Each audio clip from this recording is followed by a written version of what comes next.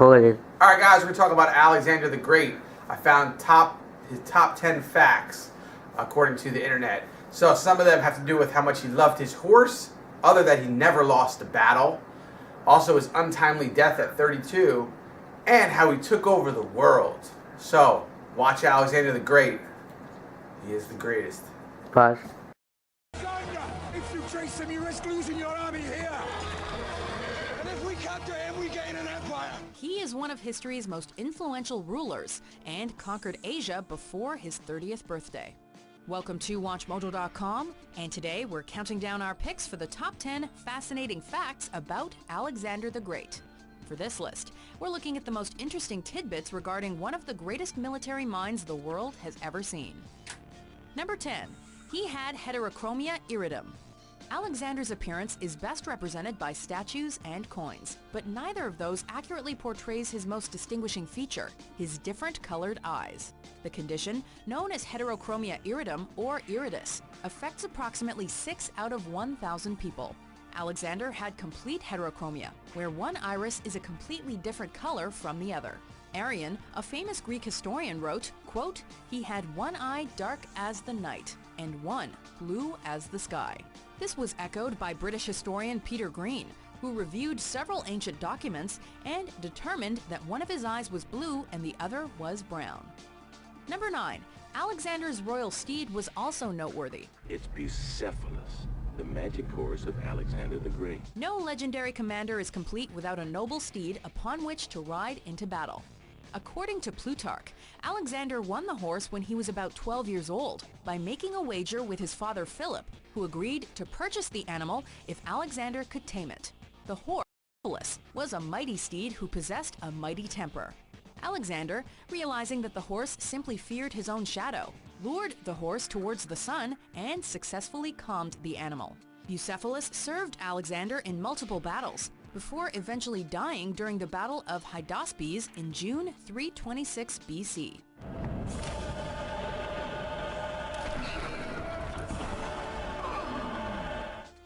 Number 8.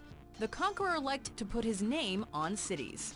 Speaking of Bucephalus, Alexander actually named a city after his horse in 326 BC on the Hydaspes, now known as the Jalum.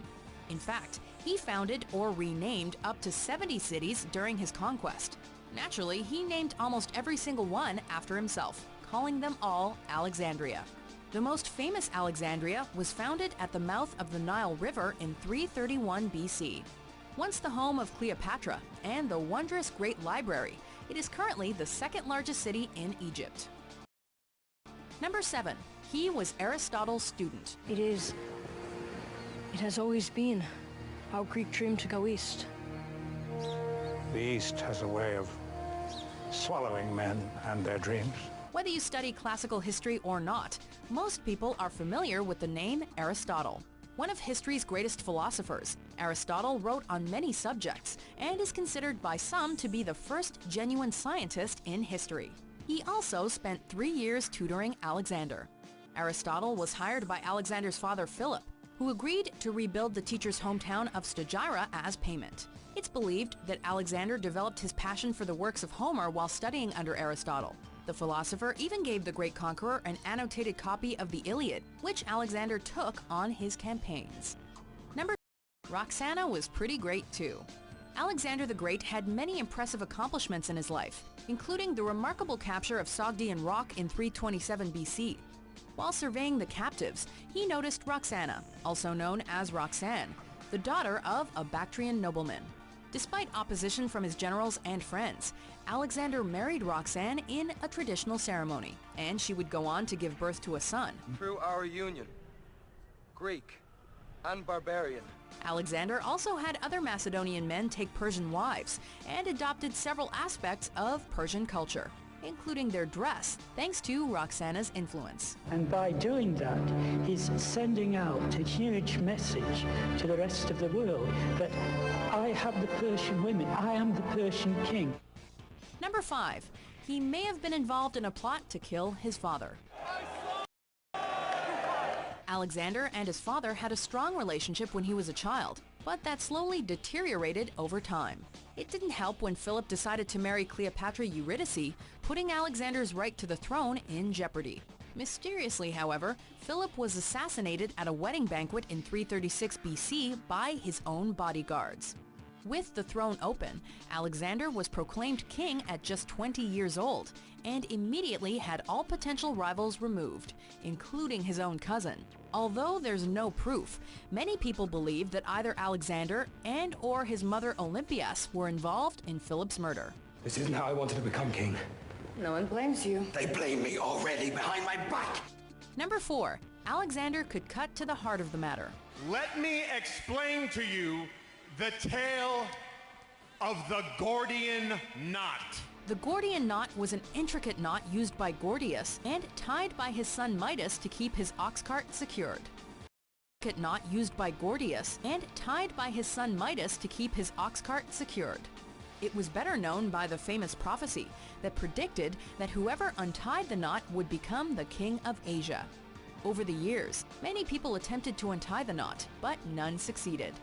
However, this changed when Alexander reached the town of Gordium. Ever the problem solver, the story goes that Alexander grew frustrated with the knot and immediately pulled out his sword and sliced it in half.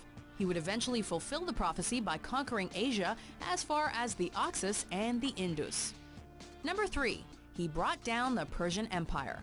Alexander faced Persian king Darius III in 3 famous battles and boldly refused truce terms in his audacious letters to Darius. The last of the 3 battles resulted in the fall of the Persian Empire. In the Battle of Gaugamela, also known as the Battle of Arbela, the Macedonian army was outnumbered by the Persians, but they succeeded due to their perfected under Alexander's leadership. This formation involved a tight grouping of soldiers carrying shields and spears, making it difficult to penetrate. The defeat of the Persians exposed some of Alexander's vices, including his alcoholism. A heavy drinker, he got so drunk that he burned Persepolis, one of the biggest cities of the Persian Empire, though whether it was by accident or on purpose is not known. Number 2. He never lost a battle. Conquer your fear! And I promise you, you'll conquer death! Alexander won his first military victory at just 18 years old, and the wins just kept on coming.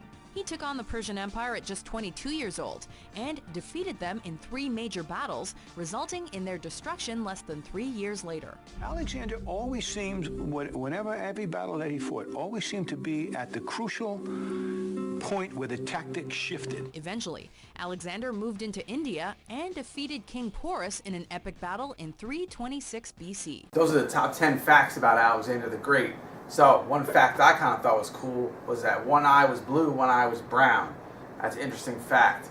Also, who knew that maybe he had something to do with Philip II's murder so he could become king? Anyway, Alexander the Great, controversial figure, one of the only men to conquer the whole world, basically, though. He's Alexander the Great. We're going to quiz you on those 10 facts. Take care.